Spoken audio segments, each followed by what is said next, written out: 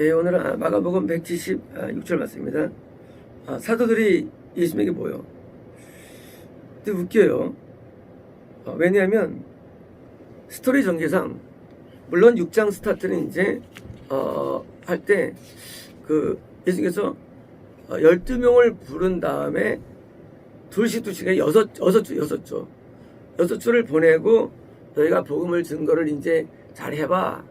이렇게 증거하는 거야 라고 이제 지침을 주신 다음에 갑자기 헤롯 이야기가 나오고, 그것은 이제 사실은 복음을 증거될 때 그 복음에서 건넜다 할지라도 사실은 올 거꾸로 나중에 핍박이 올 것이라는 것을 예고해주는 스토리가 된 겁니다. 결국 이제 세례 요한의 죽음을 사입한 이유는 사실은 이것은 세례 요한만 아니라 사도들도 역시 복음 전파에 줄 수 있던 것을 암시해 주는 거예요. 그래서 복음 전파에 따른 핍박이 암시됐고, 그리고 이제 바로 이제 세례 요한이 죽은 다음에 그다음에 부신 다음에 오늘까지 그냥 연결되는 겁니다. 그래서 이제 연결돼 가지고 사도들이 예수님이 뭐예요? 이것은 이제 연결된 것이지 분리된 게 아닙니다. 헤롯 이야기는 복음을 증거시키는 자들에 대해서 너희들도 세례 요한처럼 이런 일이 일어날 수 있어라는 경고와 함께 복음 전파의 그 실패, 다시 말하면 믿지 않는 문제가 아니라 믿었다 할지라도 구원이 이르지 못한다면 그는 핍박자가 된다는 경고가 있고, 동시에 12사도들이 나중에 또 예수님께서 부활하신 다음에 또 승천하신 다음에 나중에 다 숨겨나가게 되죠. 그러니까 이제 복음 전파의 위험성을 이것은 예를 들어서 삽입한 겁니다, 이것은요. 그래서 이제 세례 요한이 왜 따로 부르냐면 복음 전파에 따른 그 핍박에 대한 그런 순교가 이 복선에 깔린 거예요, 이게요. 그래서 이제 깔렸고 드디어 듣고 이게 뭐요? 모든 것들을 그분에게 전했는데, 드디어 이제 자기들이 어느 마을에서 누구를 어떤 내용으로 전파해서 그들이 어떻게 회심하거나 변화받거나 믿음을 갖게 됐고 내용을 이제 전한 것이죠. 그런데 뭘 먹었고 그런 걸 안 전하겠죠. 어디서 사고 먹고 저걸 안 전하겠죠. 이런 것은 부대적인 부분들입니다. 복음 전파의 핵심은 내가 누구를, 어떤 영혼을 어디서 어떻게 전해서 어떻게 했냐, 이게 핵심이에요. 영이 핵심이지 부대적인 거, 내가 점심을 뭘 먹고 그런 거 주님께 구할 거 없어요. 내가 무슨 어떤 차를 타고 구할 거 없어요. 뭘 먹고 어떤 차를 타고 전할 거 없어요. 이것은 이런 거고, 본질은 내가 어떤 영혼에게 어떤 내용으로 전해가지고 사람이 드디어 거듭남에 이르렀다, 또는 이제 분위기였던 것을 전한 것입니다. 전했는데 그들이 행한 것들과 가르친 것들이 있습니다. 다시 말하면 복음 전파는 가르침의 역사입니다. 가르침의 역사. 복음 전파는 너 교회에 와, 그게 아니라 교회에 와서 가르치는 게 이게 복음 전파예요. 복음 전파는 교회로 오게 하는 전도만이 아닙니다. 그것은 이제 시작이고요. 전도되어서 교회에 앉혀가지고 그것을 이제 가르침 받는 거, 이게 복음 전파예요. 건물이 있건 없건 관계없이 복음 전파는 사형리가 아닙니다. 복음 전파는 그냥 몇 개 말로서 오게 하는 게 아니라, 복음 전파는 그렇게 해서 온 영혼에게 하나님의 가르침을 주는 거예요. 가르침은 예배자로서 거듭나 예배할 수가 있죠. 거듭나거나 구원에 이른 자에 도달될 때까지 필요한 거듭남이 필요한 말씀들이에요. 그러니까 이제 거듭남을 위해서는 말씀을 줘야 되거든요. 그래서 이제 말씀의 시로 거듭나는데, 그래서 이 거듭남에 대한 말씀이 많은 교회가 있고요, 또 없는 교회가 있는데 이단은 없죠. 그리고 이 미혹이나 참교가 있는데 미혹은 드물게 거듭나게 하죠.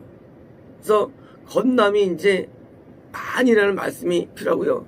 그 다음에 이제 이것을 주님께 전한 거예요. 시키면 복음 전파는 뭡니까? 복음 전파는 시키면 불신자가 거듭나기까지 하는데 필요한 말씀들, 이 복음 전파예요. 그 다음에도 말씀이 들어가죠. 하지만 가르침의 기본 베이식은요, 거듭날 때까지 오는 게 가르침이에요. 그래서 그리고요, 두 번째는요, 거듭난 영혼이 회개에 이르게는 가르침.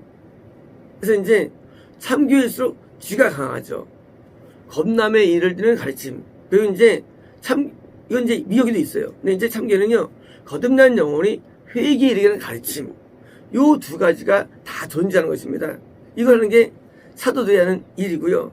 사도들이 이제 드디어 이것을 하는데, 자, 예수님 이것을 하니까 사람들이 많이 이제, 저번에 이제 소문이 퍼져겠죠. 그래서 이제 그 다음 이어지는 이제 스토리가, 우리가 알고 유명한 이제 오병이어가 이야기예요. 뭐냐면, 12사도 또는 예수님을 말미암아 전도를 많이 나가도 드디어 이제 가르치고 행한 내용들 때문에 드디어 사람들이 이제 몰려오는 거예요. 몰려가지고 2만 명에서 한 4만 명이라는 이 선교사들이 몰려온 게 이어집니다. 자, 지금 나간 사람이 70명이 아닙니다. 이 사건은 12명이 나간 거예요. 굉장하죠. 70명 나가서 올린 숫자가 아니라 12명이 6조가 돼가 나갔을 때 모은 인원이에요. 몇 명? 4만 명. 평균 3만 명. 남자 장정이 20부터 20까지가 5천 명인데 보통 배우자 남자가 하면 다 따라오죠. 아내 그럼 10,000명. 자녀 적어도 지금이 2명이죠. 옛날에는 사실 2명이 아닙니다. 옛날에는 2명 아닙니다. 요즘 사람들이 계산할 때 아빠, 엄마, 2 자녀 4명이니까 곱하기 4 하는 거니까 2만 명 합니다. 그것은 최하 숫자예요. 옛날에는 많이 났습니다. 최하 2만에서 보통 이제 많으면 10만 되는 거고요. 엄청난 것이는요. 누가 하면 겁니까? 이것을 6조가요. 이건 뭘 말하면요. 얼마나 사도들이 전도가 굉장했으면 2만 명이 모일까, 적어도. 얼마나 이들이 능력했으면 4만 명이 모일까 하는 거예요. 그들은 전도에 성공합니다. 모임에 성공시켜요, 사도들이. 이게 구원의 수는 1차죠. 물론 이들 가운데 도움받은 사람 많지는 않아, 사실은요. 하지만 그래도 그나마 이렇게 일단 모이는 복음적 역사 나타나야지 이 구원이 이르지. 처음부터 얼마입니까? 그러면 다 이제 다 거도 없는 거예요. 그래서 이들이 한 일은 모으는 일인데, 우리는 이제 교회가 이제 개척돼 가지고 하는 과정 가운데 처음에 이제 12명이 키워집니다. 키워지고 어떻습니까? 나중에 드디어 이제 파송돼 가지고 나가죠. 나가서 드디어 영혼들 드디어 모으기 위해서 교회 예배가 숫자가 많아지는 게 이게 뭐예요? 이게 1차예요. 1차. 이 기본적인 부흥에 대한 원리입니다. 물론 지금은 이게 안 돼요. 왜 안 되느냐? 지금 요때는 복음 전파 시기 내지 때기 때문이에요. 거꾸로 복음 전파가 안 되는 환란기가 있습니다. 환란기. 그 환란기 때 모형이 있다면 다니엘이죠. 이사야 시대가 전파 시대예요. 그때 예레미야 때는 뭐예요? 구원 상실의 위험이 뜨는 예레미야예요. 에스겔은요. 에스겔은 구원 상실된 자가 돌아오는 스토리 에스겔이에요. 다니엘은요. 구원 상실 시대에 믿음을 지키는 스토리가 다니엘이에요. 다니엘 때 다리오 왕이 12방백으로 다스리는데 다른 측근들이 늘 다니엘을 막 어떻게 몰랐을까 응하다가 드디어 다른 신에게 기도한 자를 다 이제 사토로 넣기로 결단 내리죠. 그 왕이 어를 찍었어요. 다니엘도 어떻게 다니엘이 이때 참 다니엘 행동이 웃겨요. 왜냐하면 그 어인 찍은 날짜가 30일이에요. 한 달만 기도 안 하면 아주 평탄하게 사는 거예요. 다니엘은. 그렇잖아요. 한 달만 안 하면 돼요. 기도를. 근데 다니엘은 웃기게 그때 다니엘은 창문을 열고 잡아라는 거예요. 잡아라. 열고 기도한 내용도 하나님 여기서 거두십시오 하고 타는 것도 아니고 다니엘은 감사하게 돌립니다. 이게 뭐예요? 이게 오늘날 우리에게 적용될 말씀입니다. 오늘날 사람들이 환란기 때 예배도 못 드리게 하고 기도 못하게 하죠. 그때 뭐예요? 그냥 화재 열고 뭐예요? 예배를 드려야 되는데 뭐 30일밖에 안 되니까 잠깐 안 되면 되겠다. 는 미혹입니다. 구원상실의 이유가 됩니다. 그때라면요 다 영이 다 끝나버립니다. 어떻게 다니엘이 지켰느냐 대왕기를. 그런 위기에도요 창문 열고 하나님 앞에 기도하니까 당연히 이제 사자굴에 던져지죠. 사자굴이에요. 감옥도 사자굴 다 예고된 거예요. 근데 그것도 안 두려워요. 다니엘이 뭐 탄원한 것도 아니고 그냥 감사밖에 해야 되는데도 들어갔어요. 어떻게 하면 나중에 사자가 입을 닫아버리죠. 신앙이 복음 전파기에 있을 때가 있고요.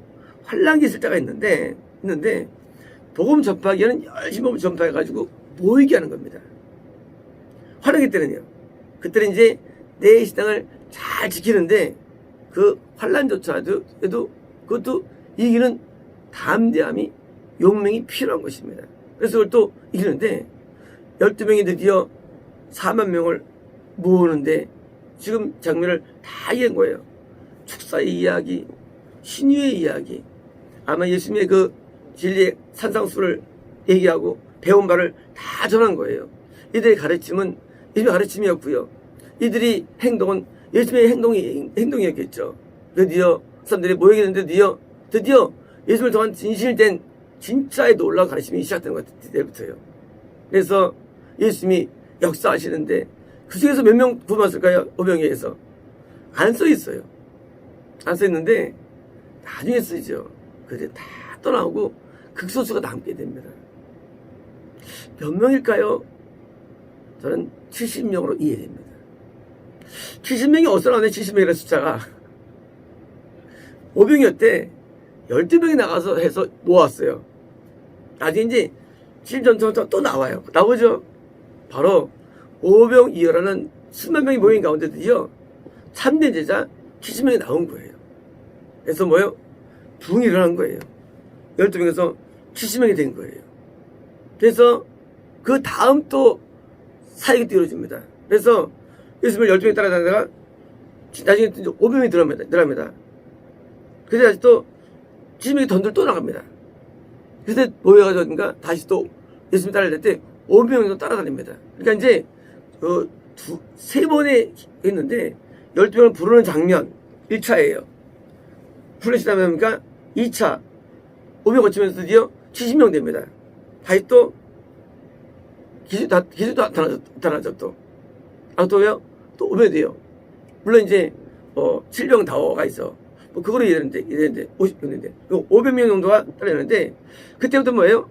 많은 대중들이 모여서 예배를 드려서 그중에서 걸러내가지고 제자가 된 사람들이 때문에 교회 부흥된 겁니다. 그러므로 교회 부흥이 된 부흥은요 일단 많은 사람이 모여든 것입니다.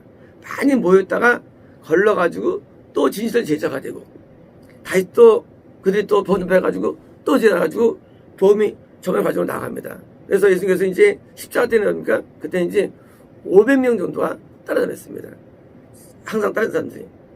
그래서 우리가 복음을 증거할 때 우리는 내가 복음을 열심히 증거할 때가 있습니다. 그때 열심히 해야 됩니다. 왜요? 그때는 막지 않으니까. 나중에 복음 전파를 막힐 때가 있어요. 그때는 뭐예요? 그때는 늦은 거예요. 전파할 수 있는 기회 때 열심히 전파해야 됩니다. 어떨지 몰라요. 누가 인생을 장담합니까? 나중에 예수님의 숫자를 어떻습니까? 다 뜯어나가서 또 나중에 뭡니까? 120만 남게 되죠. 실제 구원 숫자들이. 그러니까 우리는 복음 전파를 할 때 연구하지 않습니다. 어느 시대나 그래요. 영원하지 않아요. 항상 내가 기회 있을 때 열심히 다하는 겁니다. 우리는 기도도 할 때 열심히 기도하는 것입니다. 다 때가 지나면 못해요. 기도의 때가 있고요. 전도의 때가 있습니다. 말씀의 때가 있습니다. 예배의 때가 있습니다. 찬양의 때가 있습니다. 다 할 때가 있어요. 그러잖아요. 학교 나온 다음에 취직해가지고 할 때 학생을 보면 그때는 학생들 보니까 빨리 회사 가야지 하잖아요. 근데 전부 다 저 때가 좋았지 하잖아요. 후회하잖아요. 저는 후회하잖아요. 저 아주 공부하기 싫답니다. 공부를 되게 싫어했어요. 아주 공부하기 싫으세요. 그냥 이해가 가려요. 주제 맞습니다. 저는 다 반대인데 보통 대부분 그리워하더라고요. 과거를. 그때가 좋았다고. 다 때가 있어요. 나중에는 못해요. 나중에는. 그래서 우리 어릴 때 열심히 말씀을 공부하고 열심히 공부해야 됩니다. 그때 때문에 나중에 시기 없어요. 그래서 각자 어느 때마다 그때를 살려야 되는데 그때 할 수 있는 것을 열심히 담당해가지고 그 다음 때를 대비하는 것입니다. 왜요? 다음에 뭐가 옵니까? 다음엔 환란기가 옵니다. 다음에 환란기가 와요. 역사 항상 복음을 받은 게 아니 역사적으로요. 항상 환란기가 더 길었어요. 이제까지는.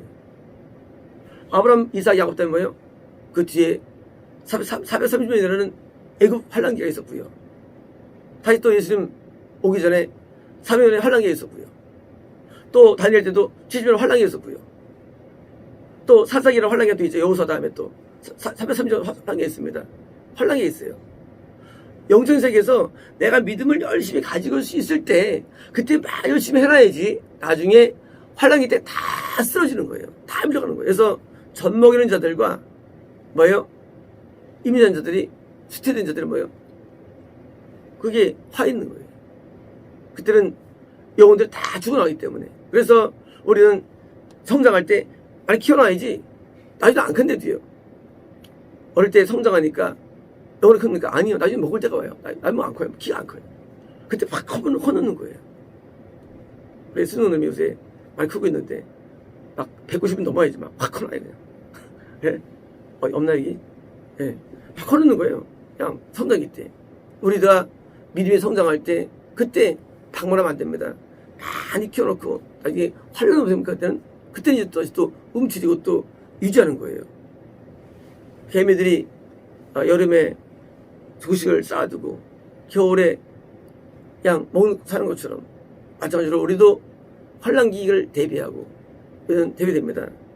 복음이 전파될 때 열심히 감당해야 되는데 나중에 드디어 숨어서 예배될 때가 또 오게 됩니다. 12명이 드디어. 아마 이들은 예수 못하겠죠. 처음에 이러지. 그러나 12명은 나중에 숨어서 예배드려요. 12명이 또. 복음을 전파할 때도 있고요. 숨어일 때도 있고 이런 많은 상황들이 벌어지기 때문에 우리는 모든 상황들을 감안해가지고 내가 오늘 전파할 때 길을 쓰고 열심히 헌신하고요. 열심히 전파한 것입니다. 마치겠습니다.